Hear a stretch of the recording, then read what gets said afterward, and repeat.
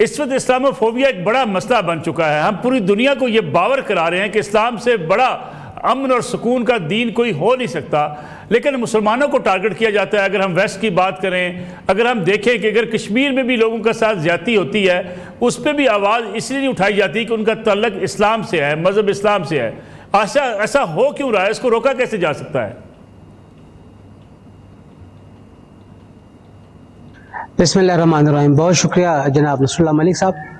بڑا اہم سوال ہے کہ مغرب میں اسلام کے حوالے سے یہ نفرت کیوں پیدا ہوئی ہے. دیکھیے، جہاں تک میں اس پورے معاملے کو دیکھتا ہوں یا میں کچھ سمجھ پایا ہوں، مغرب میں اسلام کے حوالے سے جو کام کرنے والے مستشرقین ہیں، انہوں نے جو مسلمانوں اور دیگر مشرقی مذاہب کے اوپر تحقیق کی ہے، اس میں سب سے اہم معاملہ ان کا معاندانہ رویہ رہا ہے. اور انہوں نے اسلام پہ کوئی تحقیق برائے تحقیق نہیں کی، بلکہ اسلام کو نیچا دکھانے کے لیے اپنی تحقیق کی بنیادیں رکھی ہیں. اگرچہ ان مستشرقین میں سے ہم محدود چند ایسے نام لے سکتے ہیں جنہوں نے اسلام کے صحیح چہرے کو روشناس کرانے کے لیے کام کیا، جن میں سر فہرست این میری شمل، جن کا تعلق جرمنی کے ساتھ ہے، اور اسی طریقے سے چند اور. لیکن باقی پورا کا پورا جو ان کا مستشرقین کا طبقہ ہے، وہ اسی بات کے اوپر لگا رہا کہ ہم اسلام پر مختلف زاویوں سے تحقیق کر کے لوگوں کے سامنے اس بات کو ثابت کرنے کی کوشش کریں کہ اسلام کا تعلق امن اور سلامتی کے ساتھ نہیں ہے، اور اس کا تعلق دہشت گردی کے ساتھ ہے، اور یہ اسلام اب ایک قصہ پارینہ بن چکا ہے. اور اسے یہ بنیادیں خود میں سمجھتا ہوں کہ مسلم معاشروں میں چند ایسے اس کی وجہ سے انہیں یہ بنیادیں خود اس طریقے سے ملتی چلی گئی. اب اس تحقیق کے نتیجے میں انہوں نے اپنے معاشروں میں یہ بات عامت الناس کے اذہان نے بٹھانی شروع کر دی ہے کہ آج مغرب کو آئندہ آنے والے وقت میں مسلمانوں سے خطرہ ہے. مسلمانوں سے خطرے کی دو نوعیتیں انہوں نے بیان کی ہیں. ایک، مسلمان اپنے عقیدے، اپنے نظریے اور اپنی سوچ اور فکر کے اندر ریجڈ ہے اور کسی بھی طور پہ یہ کسی دوسرے کو سپیس نہیں دیتا ہے. اور دوسرا کہ مسلمان تیزی کے ساتھ امیگریشن حاصل کر رہے ہیں اور وہ ہجرت کرتے ہوئے چلے آ رہے ہیں. اور خود مسلم ممالکوں میں ہم نے دیکھا ہے کہ آپس کی لڑائیاں ہیں جس کی وجہ سے مسلمان مجبور ہوئے ہجرت کرنے کے اوپر، اور جس کی وجہ سے آج یورپ کے بتیرے ممالک میں شامی مہاجرین موجود ہیں اور دیگر ممالک کے مہاجرین موجود ہیں. اور پھر اس سے بڑھ کر جب یورپ نے مسلم ممالک پر حملے کیے تو ان حملوں کے نتیجے میں انہیں اپنی نو آبادیاتی بنایا، تو وہاں سے کثیر تعداد میں مسلمانوں نے ان ممالک کا رخ کیا، اور آج مسلمانوں کی کثیر تعداد ان ممالک میں موجود ہے جہاں پہ وہ اسلام کا نام لیتے ہیں. بالکل ٹھیک ہے. حافظ طاہر رشید صاحب، ایک طرف ہم مظلوم بھی ہیں، مسلمانوں کے خلاف دیگر اقوام چڑھ دوڑی ہیں، جگہ جگہ مسلمانوں کو جو ہے وہ تشدد کا نشانہ بھی بنایا جاتا ہے، ان کے اوپر ظلم بھی ڈھائے جاتے ہیں. بیت المقدس فلسطین کی مثال لے لیں، کشمیر کی صورتحال دیکھ لیں. دوسری طرف اسلاموفوبیا کی بنیاد بنا کر مسلمانوں کے خلاف بھی پراپیگنڈا کیا جاتا ہے اور یہ کہا جاتا ہے یہ دہشت گرد ہے. اس کا سدباب کیسے ہوگا؟ بسم اللہ الرحمن الرحیم، نحمدہ ونصلی ونسلم علی رسولہ الکریم. بہت شکریہ ملک صاحب آپ کا.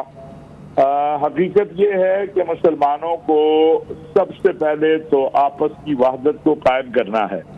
یہ جتنے مصائب اور مسائل ہیں اس کا سبب ہماری آپس کی لڑائیاں ہیں، اور اسلام اور رسول اللہ صلی اللہ علیہ وسلم کے لائے ہوئے پیغام کو بغیر کسی اف بٹ اور مصلحت کے ہمیں لوگوں کے سامنے رکھنا ہے.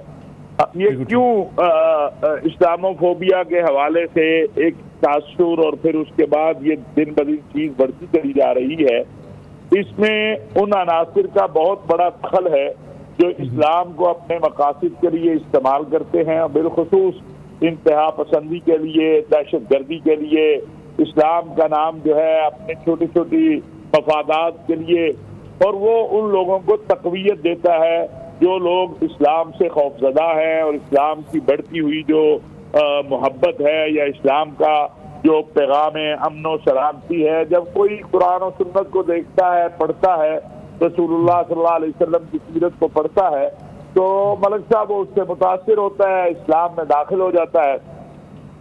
اب یورپ، امریکہ، برطانیہ میں وہ متشدد گروہ جو اسلام کی جو ترویج و اشاعت ہے، اسلام کا جو پھیلنا ہے، انہیں قبول نہیں کر پا رہے، تو انہوں نے بھی تشدد کا راستہ اختیار کیا ہے، اور اسلامو فوبیا جو ہے اس کے نتیجے میں آپ دیکھ رہے ہیں کہ جو کچھ ہو رہا ہے وہاں پر، تو اس میں ہمیں تو بہرحال بہر صورت اسی کردار، اسی اخلاق اور اسی دین کے راستے کو لے کر آگے بڑھنا ہے جو ہمیں رسول اللہ صلی اللہ علیہ وسلم نے دیا ہے، اور آپس کی وحدت اور اتحاد کو قائم کرنا ہے۔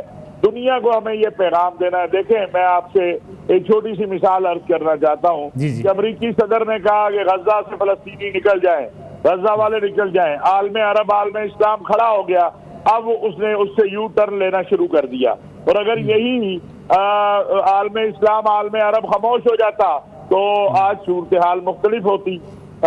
ہمیں اپنی وحدت اور اتحاد کو اور اسلام کے پیغام امن و محبت کو، رسول اللہ صلی اللہ علیہ وسلم کی سیرت طیبہ کو، وہ ہمیں پھیلاتے رہنا ہے۔ مبلغ کا کام نہیں ہے نفرت کا، ہمارا کام جو ہے وہ ہے اپنے دین کی تعلیمات کو لوگوں تک پہنچانا۔ اور عالمی سطح کے اوپر یہ ایک جدوجہد تھی جس میں پاکستان کا بہت بڑا کردار تھا، سعودی عرب کا تھا، اس میں ہمارے ساتھ ہمارے دوست ممالک نے بھی، کینیڈا، چین نے۔ آج 15 مارچ پوری دنیا کے اندر جو ہے اسلامو فوبیا کے حوالے سے منایا جا رہا ہے، اور پھر ایک خوشی کی بات یہ ہے کہ اقوام متحدہ میں رابطہ عالم اسلامی کے سیکرٹری جنرل کو بلایا گیا، ڈاکٹر محمد بن عبد الکریم ال عیسیٰ کو، کہ وہ آئیں اور آگے اس کے اوپر جو ہے خطاب کریں۔ تو ہماری بات مانی بھی جا رہی ہے، دنیا تسلیم بھی کر رہی ہے۔ جس طرح باہمی اتحاد سے ہم یو این او کے اندر گئے ہیں، اب ہمیں باہمی اتحاد سے یو این او سے اس حوالے سے قانون سازی بھی کروانی ہے، اور اسے عالمی سطح پر جرم قرار دینا ہے جو یہ نفرتیں ہیں اور یہ جو اسلامو فوبیا کے حوالے سے اقدامات ہیں۔ تو انشاءاللہ یہ سلسلہ جو ہے یہ رکے گا تو نہیں۔ یاد رکھیں، نفرت بیچنے والے اپنی نفرت بیچتے رہیں گے، لیکن محبت جو ہے پھیلانے والوں کو اپنا کام کرتے رہنا ہے۔